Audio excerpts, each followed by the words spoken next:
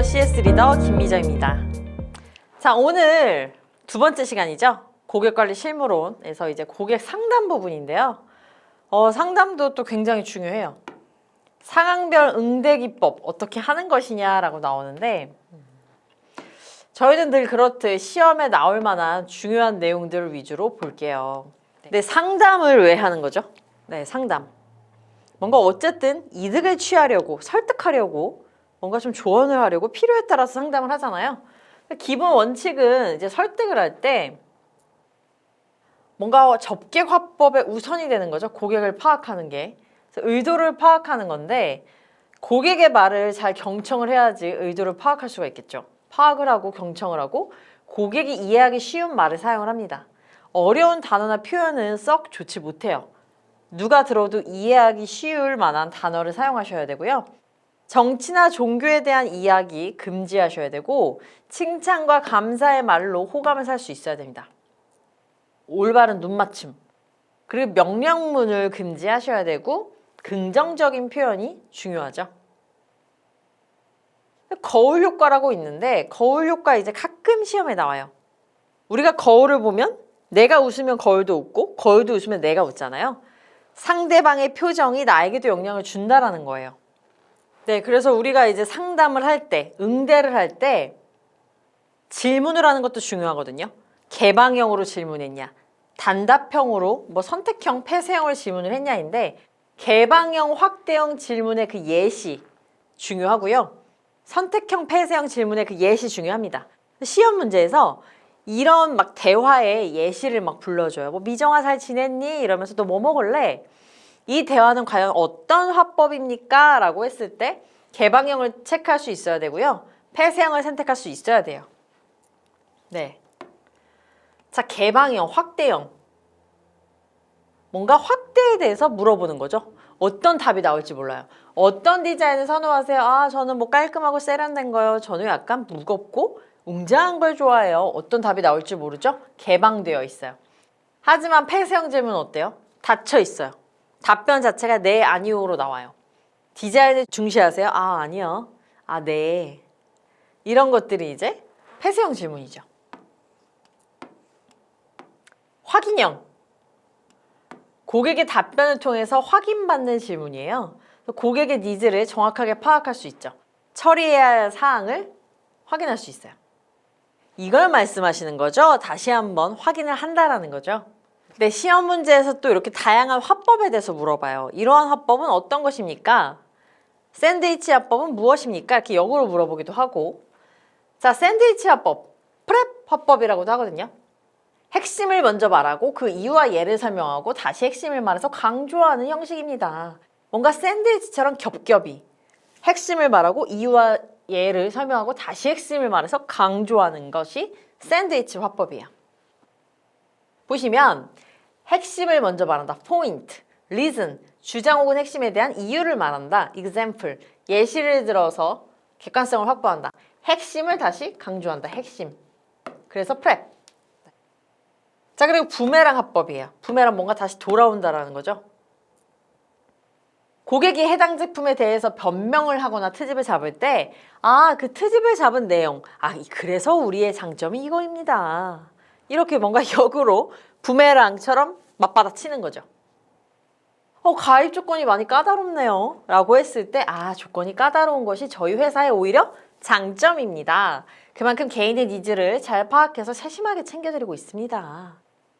네, 이거 자칫 사용을 잘못하면 고객이 뭐라는 거야 라고 할 수도 있어요.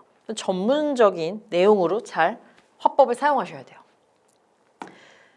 자, 후광화법인데요. 유명인이나 전문가가 우리 제품을 인정해주고 있다는 사실을 고객에게 제시해서 신뢰감을 주는 거죠.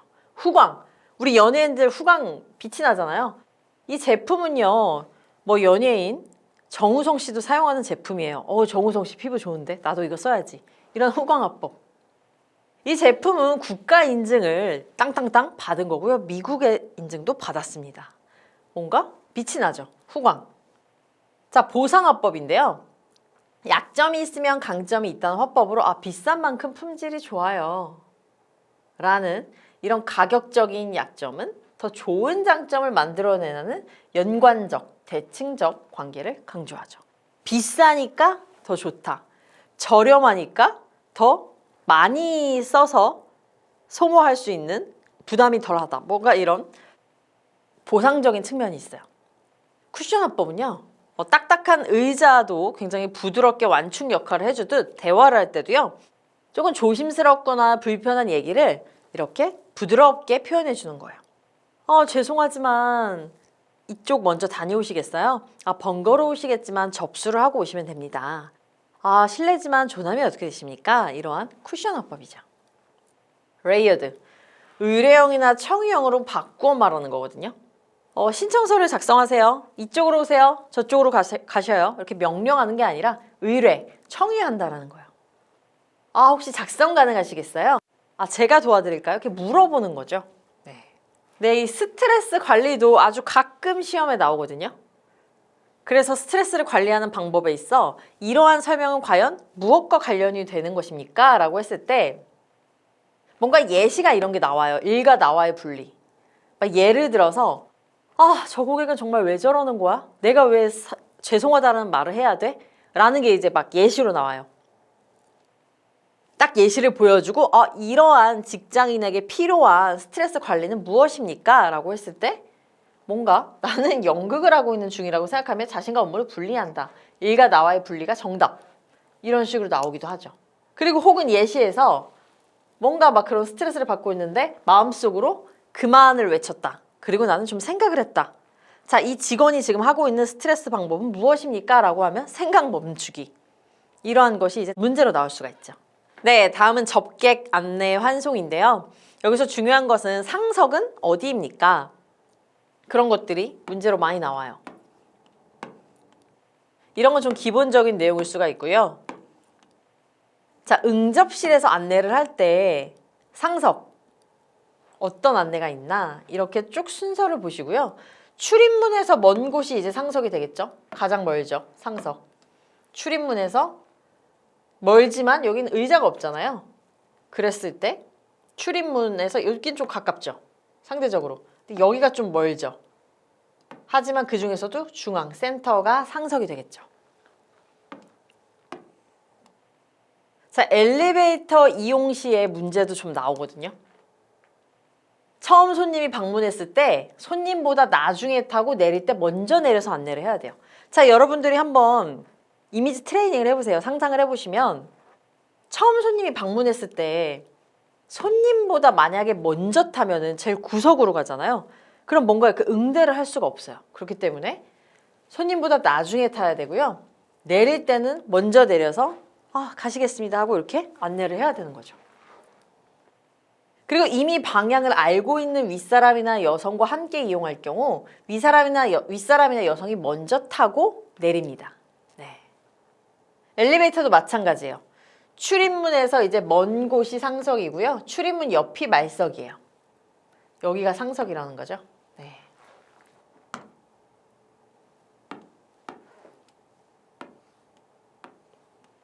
네, 계단 이용 시 쭉 읽어보시면 되고요. 특히 이제 승용차 이용 시에 그 상석 문제가 좀 자주 출제되는 경향이 있어요. 네, 이동하는 경우에 실제 많이 활용을 하고 사용을 하기 때문에 자, 운전사가 있는 경우와 없는 경우를 꼭 비교해서 상석 위치를 아셔야 되는데 운전사가 있는 경우에는요. 바로 우리가 영화에서 자주 보듯 기사의 대각선 자리가 상석입니다. 우리 회장님 많이 아시죠? TV나 드라마, 영화 보시면은. 자, 그런데 차 주인이 직접 운전을 해요. 그러면 여기 앉는 것이 아니라 여기 1번이 상석인 거죠. 왜냐? 여기 앉게 되면 마치 이러한 상황처럼 기사 느낌을 받잖아요. 이 사람은 기사가 아닌데 그렇기 때문에 옆자리에 앉는 거예요. 네. 순서 1, 2, 3, 4 우리 가운데는 좀 불편하잖아요. 의자가 볼록 튀어나와 있기도 하고 1, 2, 3, 4, 2 상석의 순서를 꼭 기사가 있는 경우와 없는 경우를 구분해서 외워두셔야 돼요. 자, 그리고 여러분들도 중요한 게 클레임과 컴플레인 조금 동일한 의미로 사용을 하고 계시는 분들이 많으신데요. 클레임과 컴플레인은 엄연히 다릅니다. 네. 자, 클레임은요, 이거 시험에 자주 나오거든요. 뭔가 객관적이에요. 클레임이 객관적, 세 글자잖아요. 객관적. 컴플레인은 주관적인 느낌이 커요. 자, 클레임은 예를 들어서 뭐 배달 음식을 시켰는데 거기에 플라스틱이 나왔다. 누가 봐도 이건 업주의 잘못이잖아요. 이렇게 객관적인 문제에 대한 고객의 지적으로 고객에게 금전적인 물질적인 보상을 통해 해결해야 하는 거예요. 네. 컴플레인은요, 뭔가 주관적일 수 있어요. 아, 뭐 그럴 수도 있지 뭐 하고 넘어가는 고객이 있는 반면, 혹은 뭐 아 진짜 나 오늘 짜증나는 일 많았는데 저 직원은 왜 이렇게 불친절해? 컴플레인 걸겠어. 이렇게 좀 주관적일 수 있죠. 그래서 꼭 구분을 해서 외워두셔야 되는데요. 클레임은 법률적으로 자신의 권리를 주장하는 거예요. 불만을 표현하는 거고 좀 요구하는 거고요. 항의하는 거죠. 네. 쭉 보시면 클레임은 상대방의 잘못된 행위가 원인이고요. 판매자의 뭔가 그런 정보가 미흡했다라든지 잘못된 인식이 있었다라든지 예시는 이렇게 볼 수가 있고요. 처리 방법은 뭔가 법적인 보상, 체계적으로 처리를 해야 되고 공감과 사과가 필요하죠. 그래서 저희가 약간 서비스업에서 클레임이 발생을 했는데 컴플레인인 줄 착각을 하고 이러한 응대법을 하면요. 고객이 더 화가 나는 경우가 있어요. 그래서 꼭 구분을 하셔야 됩니다.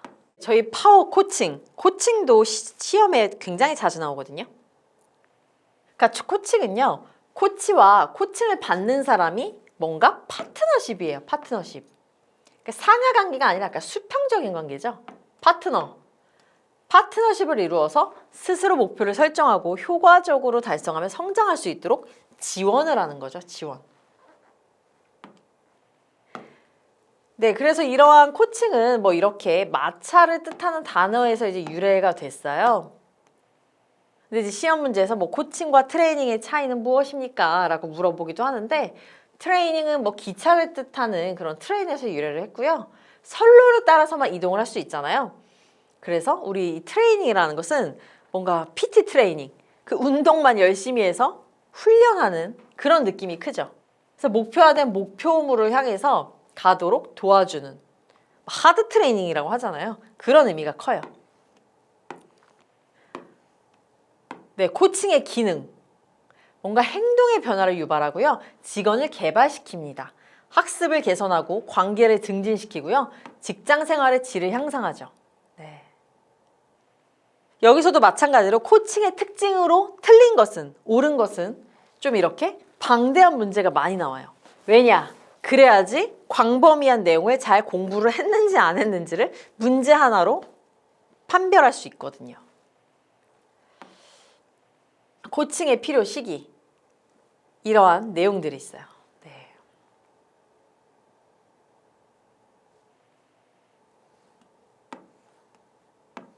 자, 코칭의 장단점이 또 시험에 자주 나오는데요. 장점, 업무 수행 성과와 직접적으로 관련해 있다. 코치와 학습자 간 동시 성장이 가능하다. 상하 간의 커뮤니케이션 능력을 향상시킬 수 있다.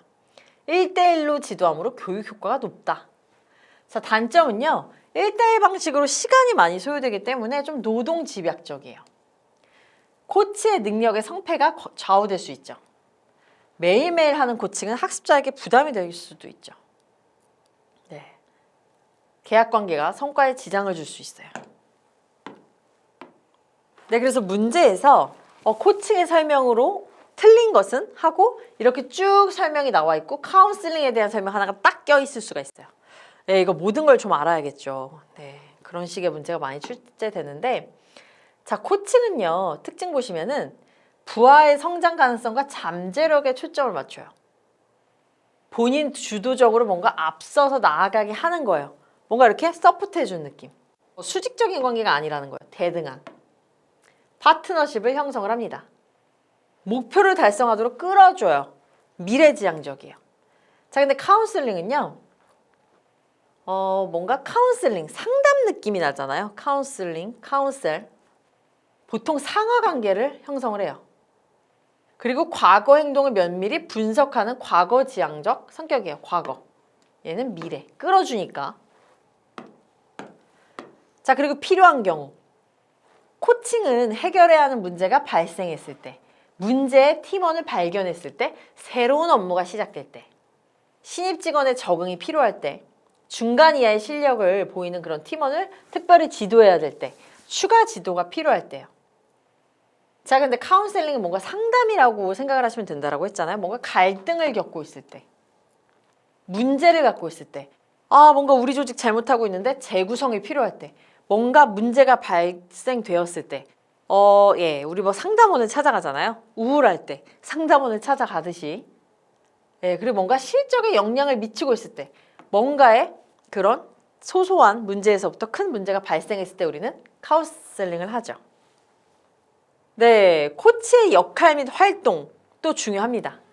자, 우리 코치는요, 뭔가 대등한 파트너십 느낌의 수평적인 관계라고 했어요. 그러다 보니까 코치의 역할이 뭔가 평평한 느낌의 다양한 역할 명칭이 있어요. 이 명칭 되게 중요하거든요. 자, 첫 번째, 후원자입니다. 뭔가 후원해줘요. 직원들이 개인적인 성장과 경력상의 목표를 달성하는 데 도움이 되는 업무가 무엇인지 결정하는 것을 후원해줘요. 도와줘요. 멘토. 조언도 하죠. 멘토 역할 하고요. 자, 그리고 평가자, 때로는 평가자. 관찰을 해서 적절한 피드백이나 지원을 하면서 때로는 평가도 하죠. 그 역할 모델입니다. 본을 보여주는 역할을 수행해서 기업 문화에 적합한 리더십을 또 보여주기도 하죠. 때로는 교사. 네. 이러한 코치의 역할을 꼭 외워두시면 되겠습니다.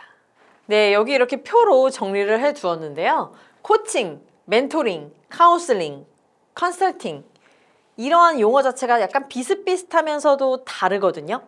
꼭 구분을 해서 외워두시기 바라겠고요. 우리 고객 응대, 상담, 광범위한 내용 중에서 틀린 것은, 옳은 것은 좀 이렇게 모든 것을 알아야 되는 그런 부분이 큽니다. 반드시 덜 중요하더라도 한 번씩 꼭 읽어보시기 바라겠고요. 오늘 이 시간 마치도록 하겠습니다. 수고하셨습니다.